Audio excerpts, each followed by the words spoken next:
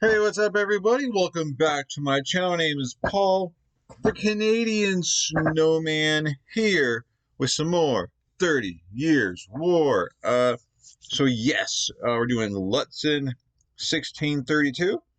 I guess before we get into this, I'd like to say I hope everyone's enjoying their weekend. Today's Saturday, tomorrow is Sunday, Easter, so I just want to go ahead and wish everyone a happy Easter. Hope you guys have a great day.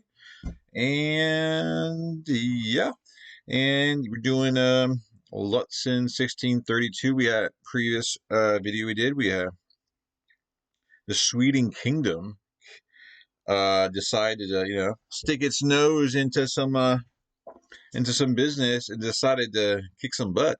Who was he going? Teal, was that the guy's name? Teal thought he was just going to march in there and just command the battlefield, and obviously did not happen like that. The Swedish king was kind of like, no, this is my battle, and just decided to kick his butt and basically destroyed him. And very, very impressive. Basically bringing in kind of a new kind of warfare. He had the volleys, and I think a few of you guys in the comments, said basically Sweden, was part of the, I guess the innovation of that. I'm not sure. I don't think there is.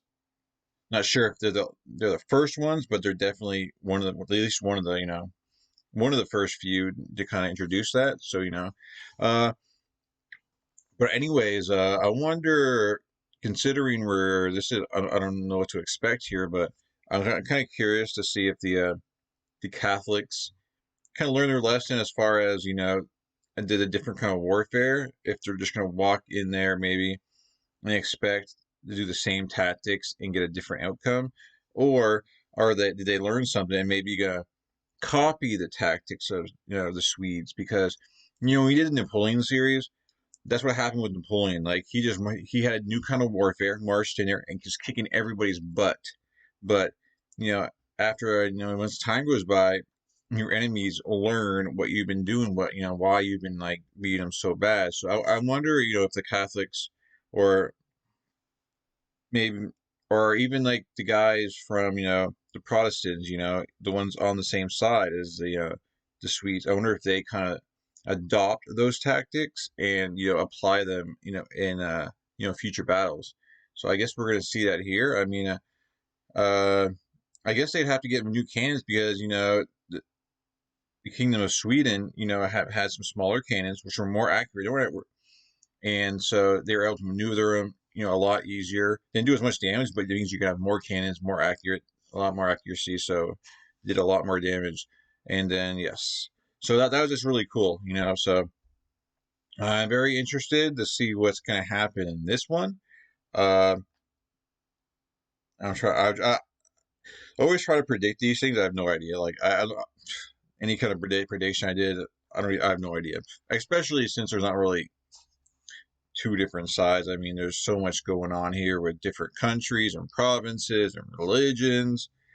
Man, for all I know, China's going to stick their nose in here, and I don't know. Obviously, that's not going to happen. But all right, let's get into it, guys. Before we do, please hit that like and subscribe. It's Easter, guys, right? I feel like I should have an Easter egg next to me. My kids just went hunting for eggs. They had a lot of blast, and now they're all passed out. So yes, good for me. I get to do videos. Yes. All right. What am I doing? I'm supposed to be playing a video. Yeah. I hope you guys are having a great day. It's a good Saturday today.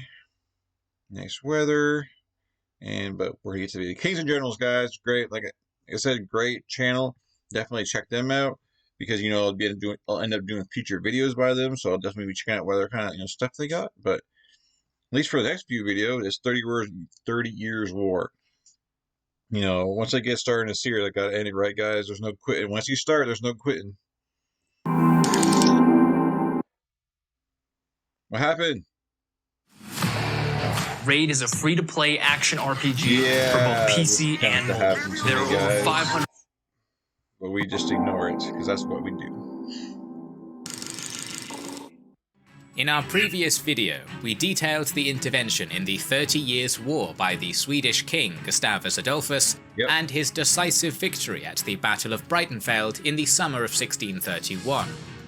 The experienced veteran army of the Holy Roman Emperor Ferdinand II had been almost totally destroyed, and the Protestant forces were on the rise.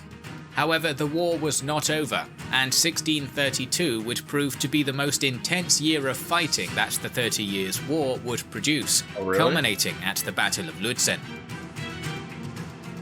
Swedish King Gustavus Adolphus was now at the peak of his popularity in the Protestant world after his glorious victory at Breitenfeld.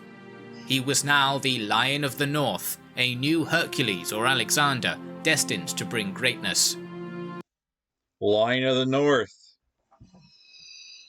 Obviously, I kind of figured that from, I want to say Marciana kick butt, but there's comment was mentioned, Lion of the North. So there we go. The Lion of the North. He's, damn it, stuck with words. Yeah, Lion of the North. I forget what I was gonna say. Anyways, we're gonna forget this and continue on. North, a new Hercules or Alexander, destined to bring greatness. It was true that I thought about Lion of the North confirmed from the comments. There we go. We continue again. I'm sorry. New Hercules or Alexander, destined to bring greatness. It was true that he had achieved significant success since his intervention, but the war was not won yet. No, of course not. There's more episodes. He now had competing needs: defending the Baltic coast beachhead from attack, keeping the wavering Saxons from making peace, and further pushing his already gained advantage. He had also failed to eliminate his principal enemy, Johann Surklaas Graf von Thiel, who escaped with the shattered remnant of his army west through Westphalia and then south into Franconia to join his reinforcements. I just want to say, I love how, like, the, it has nothing to do with the video really, but the fractured Teal, you know, how they have his picture all fractured. That's I love how they do that because, you know, he's worn down and hurt and everything. I'm kind of curious to see if Gustavus, you know, if he's over cocky and maybe tries to follow and push too hard and gets himself in some real trouble, or, you know, because, you know, or if he kind of lays back and lets them come to him. Well, I guess we'll find out. West through Westphalia and then south into Franconia to join his reinforcements. Due to his insecure supply lines, the difficulty of operating in Catholic territory, and the insecurity of his Protestant allies, direct pursuit of the enemy was not an option at this moment. The Swedish king eventually decided on thrusting southwest through Thuringia and into the Rhine-Main Valley, the so-called Cleric's Alley, a string of Catholic territories. He wanted to seize as much land as possible before winter came, as this would possibly allow allies in the south, such as Hessen Castle and Württemberg, to join his army. Smart. Opposition was unexpectedly weak in this region, and cities began to surrender one by one. Erfurt fell on October 2nd, while the wealthy bishopric of Würzburg surrendered on the 15th, its garrison pleading for mercy, while the Protestants responded with Magdeburg's quarter. After resting for a brief while, the Swedes seized Frankfurt. Gustavus Adolphus crossed the Rhine at Oppenheim, and finally took the electoral capital at Mainz on the 23rd of December, the seat of the Archbishop-Elector of the Empire. Heidelberg and the rest of the Lower Palatinate, which had started this entire conflict, was conquered in the subsequent weeks. Meanwhile, the war had expanded even further. Hans-Georg von Arnim, who had previously fought for Wallenstein, advanced into Bohemia at the head of a large Saxon army and recaptured Prague for the Protestant cause. During the invasion of Bohemia, Arnim made contact with Wallenstein, which almost led to peace between the Emperor and Saxony, but these talks fell through. At the beginning of 1632, Gustavus Adolphus commanded the main strike force of 16,000 at Mainz, while Marshal Horn was leading 10,000 to subdue local Catholic garrisons in Franconia. The Catholics of the Empire were now panicking. Thiel's confidence had been shattered by Breitenfeld, and he now avoided battle and was resented by his soldiers, with the Imperial army being crammed into Bavaria. Swedish forces were resting in fresh church lands. Though the main Swedish and Imperial armies were relatively localized, it was at this point in the war that conflagrations began to erupt all around Germany. Emboldened Protestants and Catholics began to raise smaller armies, which fought against each other all over the country, whilst the Swedes began to dispatch smaller armies as well, causing massive devastation and human suffering. Skirmishes continued between Arnhem's Saxons and the Imperials near Bohemia, and Imperial Marshal zu Pappenheim conducted a brilliant campaign in the north, rescuing thousands of Imperial troops who were trapped in besieged cities such as Magdeburg and Stade, whilst destroying Protestant contingents many times the size of his own. Swedish Marshal Gustav Horn attacked Bamberg and Thiel, who now seemingly charged into action. They called in garrisons from the nearby Upper Palatinate and Bavarian militia, and attacked Horn's besieging force on March 9th, who lost a third of his army.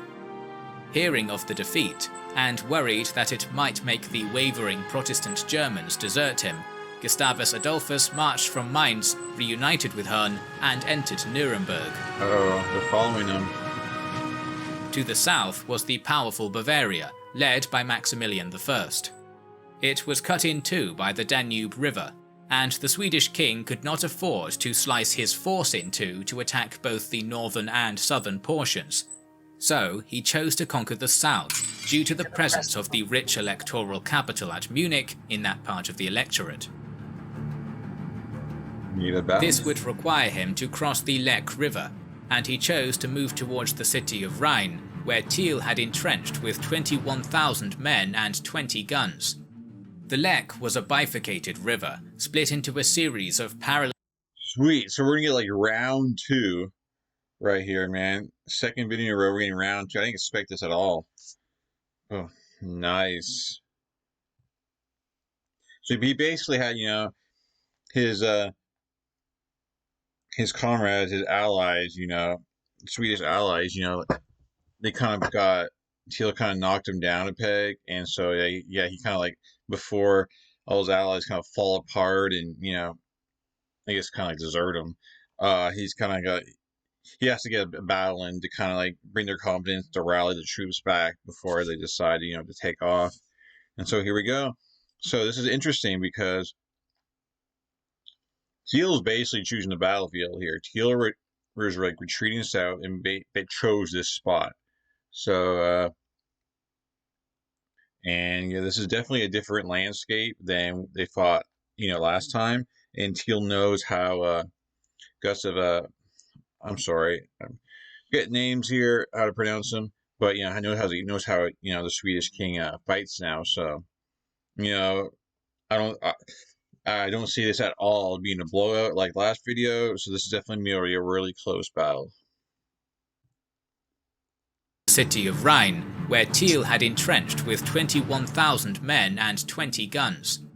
The Lech was a bifurcated river, split into a series of parallel fast-flowing streams, each around 60 to 80 meters wide, while the Bavarian bank consisted of submerged woods and marshland, a formidable obstacle. The only viable route across for the large Swedish force was around 5 kilometers south of Rhein, where there was a large island splitting the river. Gustavus meanwhile drew up his army and cannon on the open ground opposite Thiel's encampment, and began to bombard the Imperial forces with his numerically superior guns. He also sent a small feint force to make Thiel think he would cross there. Slightly further south, at the main crossing point, musketeers and more artillery began to converge on the island, ready for the crossing and attack. Smart. At dawn, the units on the island began to burn straw and gunpowder in order to make a smokescreen, which made visibility minimal. In the midst of this shroud, a small Finnish unit crossed to the Bavarian bank and secured a minor beachhead, floating a prefabricated bridge across to the island in order for the main army to make the crossing. They began to make their way across the... I'm actually really surprised right now because I thought, the King of the North was going to be the one to kind of like cross there, I figured, Teal, has the advantage. He can hunker down. And because,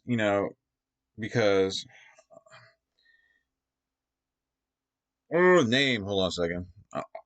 Sorry, hold on a second, guys, because I keep forgetting names here. Gustavus Adolphus, there you go. Is the one that needs the victory here, apparently, because Gustavus, is coming to attack him. And so he's the one that's got to push towards him. And I'm surprised Teal is not like, I thought they'd hunker down because then they get him in the open when they cross the river. But no, they're coming towards him. So I'm thinking, like, is this a mistake? Because, you have the advantage of them having to come across to you, but now you're bringing your army to them where you're kind of taking away that advantage. Maybe I'm overlooking something that I just don't know here, or like he's surprising them, so maybe that's the big thing. Gutsa doesn't expect him at all to cross, so this big like surprise attack coming over here with the smoke and everything could like really just to get a huge blow, but I think it's a big risk. But we'll see what happens. Island in order for the main army to make the crossing. They began to make their way across the pontoon bridge under the cover of cannon shot from both the island and the west bank of the river. Teal dispatched troops to the area immediately as he learned of the Swedish crossing at the main point, realizing he had been fooled.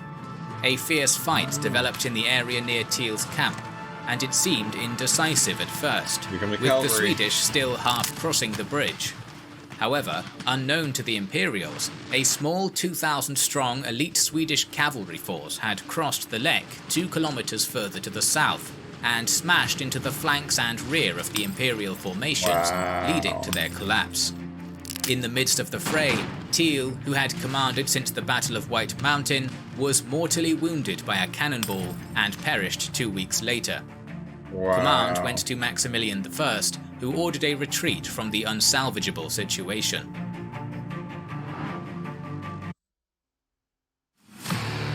Raid is a free-to-play action RPG for both PC and mobile. There are over 500 badass champions. Hold on a second. Am I like in Han? Attempts at diplomacy to call on Catholic France, Lorraine and Spain for help had failed, so the Emperor's forces finally realized there was no other choice than to recall the military genius Albrecht.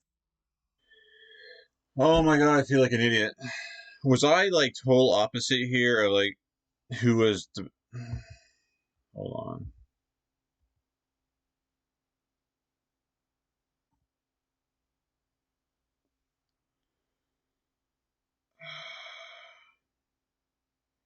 The Swedish guys were the yellow guys, right? And then Teal...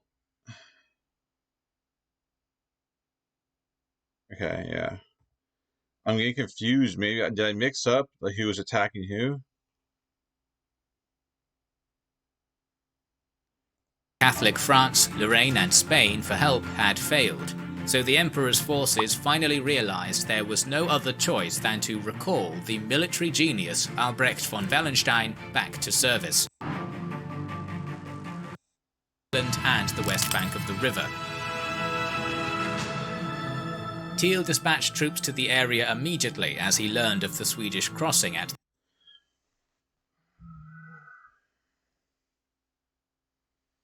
I'm sorry, guys. I got lost. That was bugging me. The moves made no sense to me, and then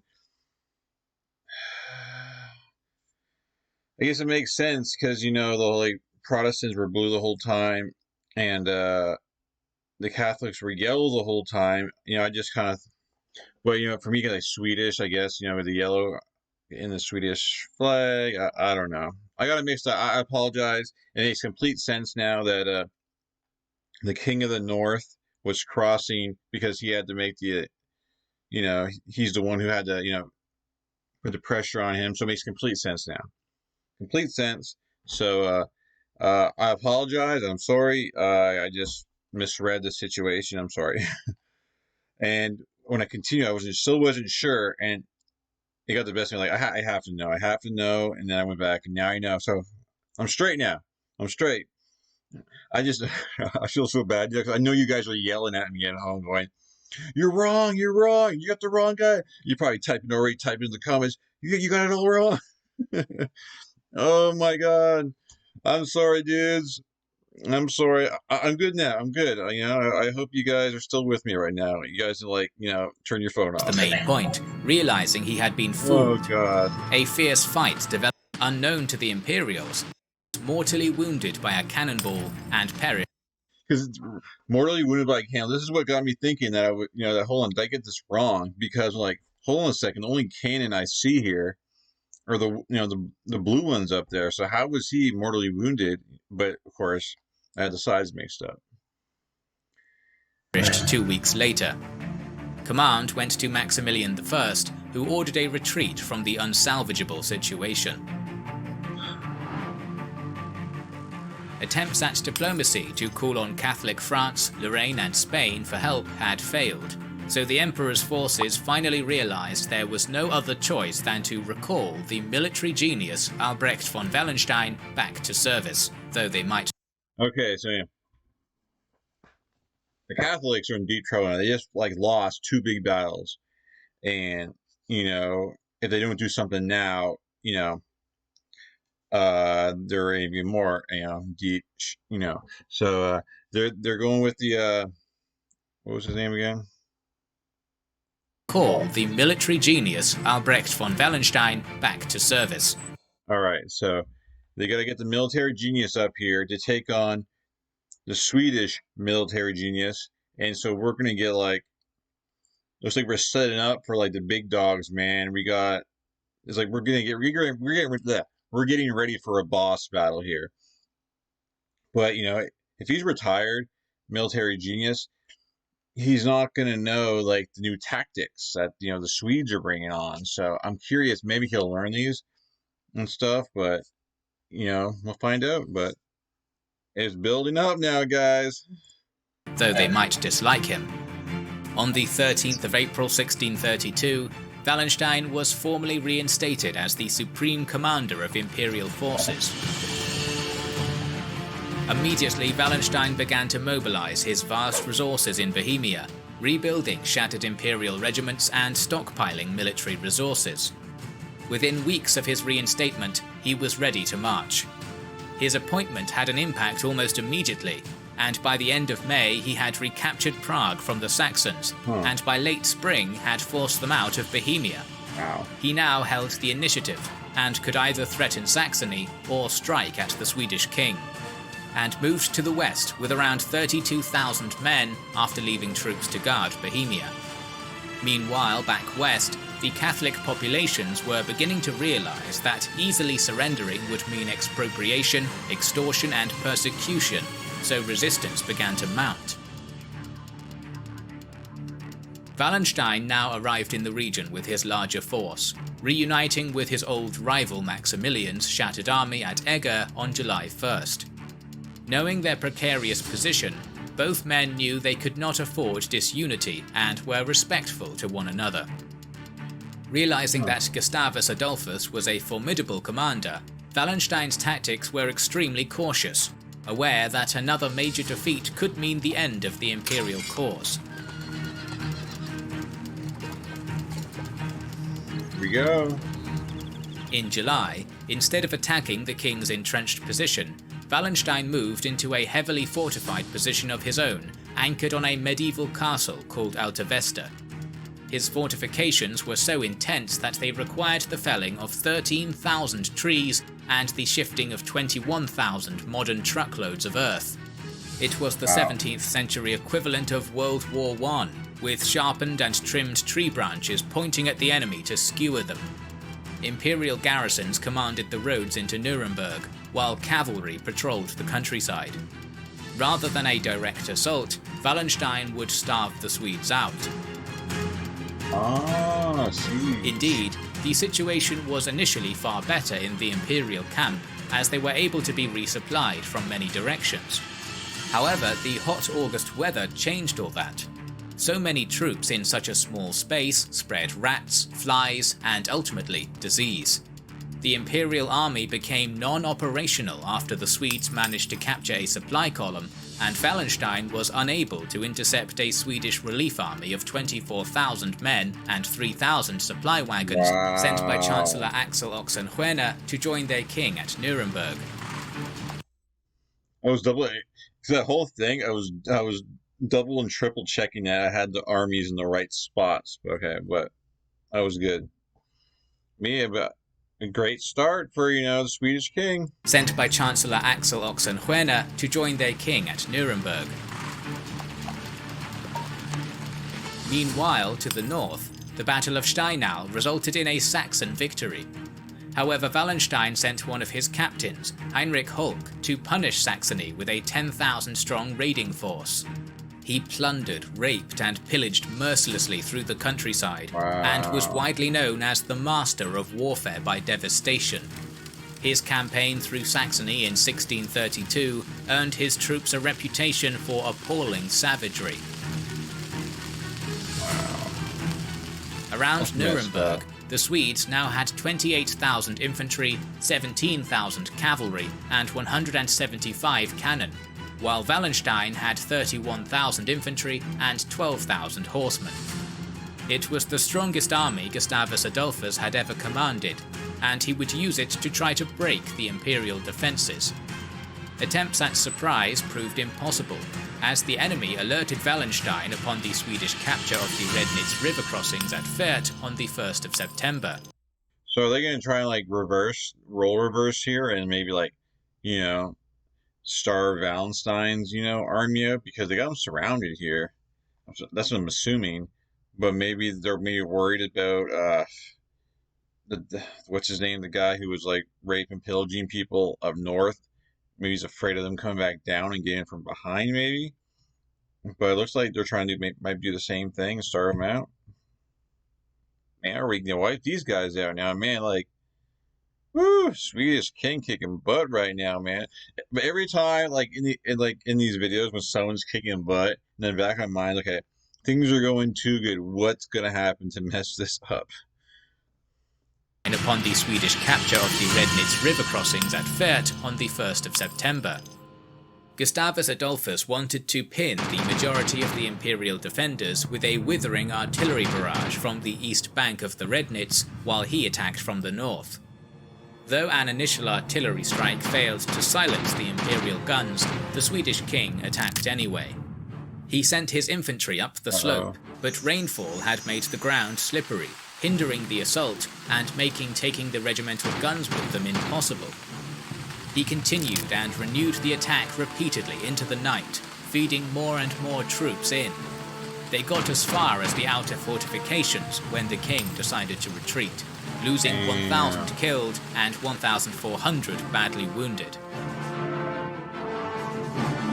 Believing that Wallenstein, whose army was suffering from diseases and lack of horses, no longer represented an immediate threat, Gustavus Adolphus marched south towards Swabia, in the hopes that his enemy would be either forced to chase him or would stay and wait for reinforcements. However, Wallenstein recovered very quickly, broke camp, and marched north to crush Saxony. The Swedish king quickly realized his mistake, as the imperial commander was now not only endangering his main Saxon ally, but was also threatening his Baltic communication and supply bridgehead. So he raced north, covering a massive 650 kilometers in 17 days, hoping to force a battle. After dispersing his own troops into their countryside winter quarters, Wallenstein halted at Lützen. When he realized the Swedes were closing in on him, he attempted to recall his soldiers urgently, but did not manage to bring his entire army back in time. Wow. Raid is a free-to-play action RPG for both PC and mobile. There are over 500. Wallenstein. I guess I should have like remembered like the name of the video, Lützen, because neither of these couple of battles we've seen so far were at Lützen. So obviously this is going to be that big battle because this is the name of the video. So I'm surprised that Wallenstein, that I figured he would like, the Swedish King's army, they're rushing so much, they were, marching so much that, his people had to be tired and everything. And I guess the fact that he didn't really know this, Wallenstein, he didn't really know this, like, I guess the last second, he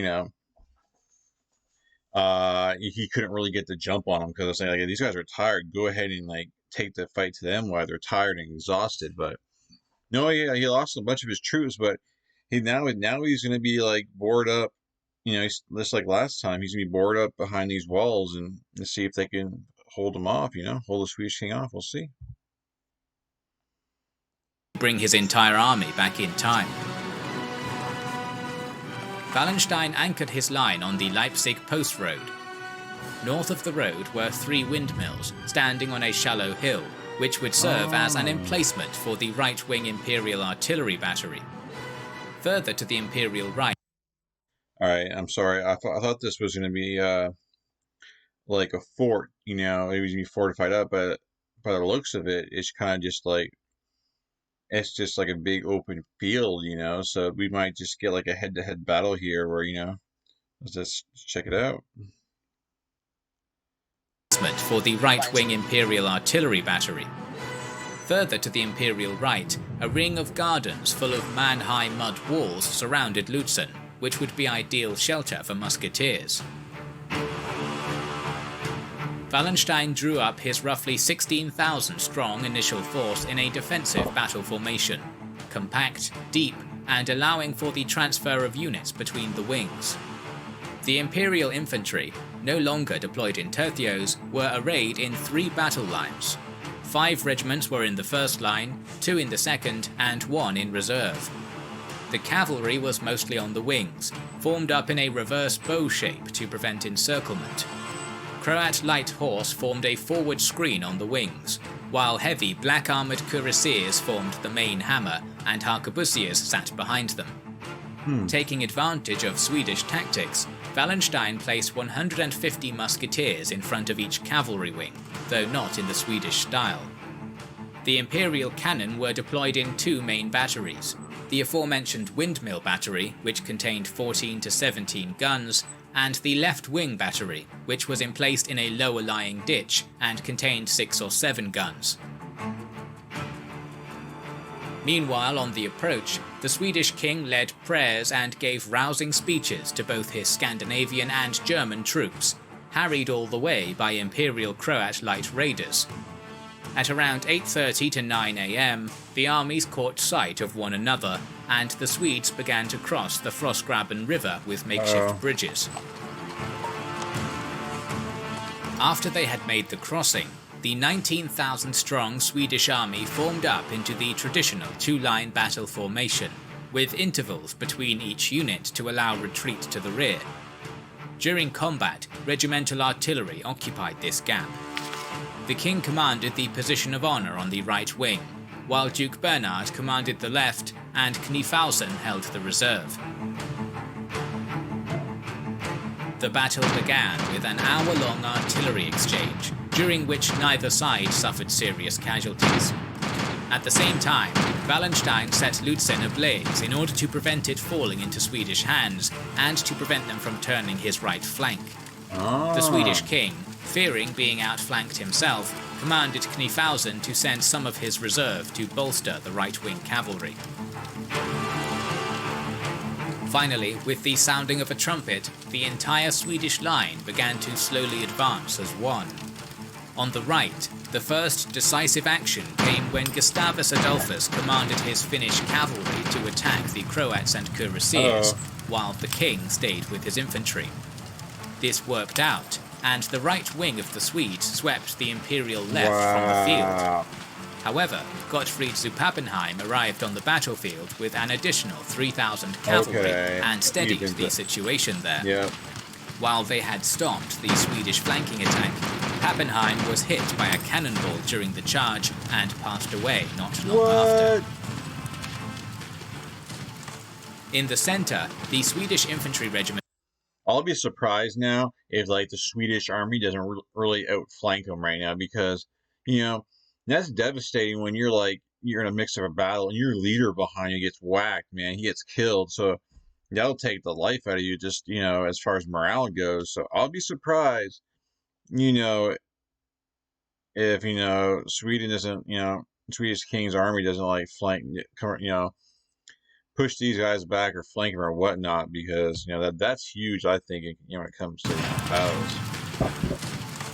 In the center, the Swedish infantry regiments advanced and were hammered by Imperial artillery and entrenched musketeers.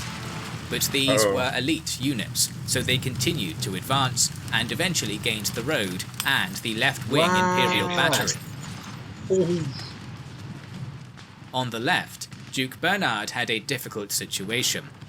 He had to advance on the heavily fortified Lützen gardens and the windmill battery, which was bristling with Imperial cannon.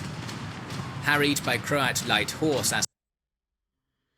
But at this point in the battle, if you see Swedish, they're outnumbered over here as far as cavalry, and then so it looks like they're gonna get pushed back and lose men. These guys are hurt in the middle, and you got fresh troops right here, man.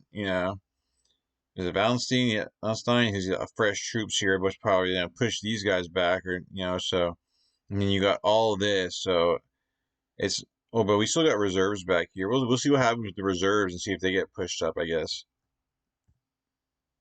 They need those reserves bad. Which was bristling with Imperial cannon. Harried by Croat light horse as he moved, Bernhard's cavalry and some infantry supporting them advanced under the smokescreen created by the burning city. As they reached the miller's house just in front of the road, a fierce engagement began which would last for hours. Okay. The defining action of this battle would take place on the Swedish right flank.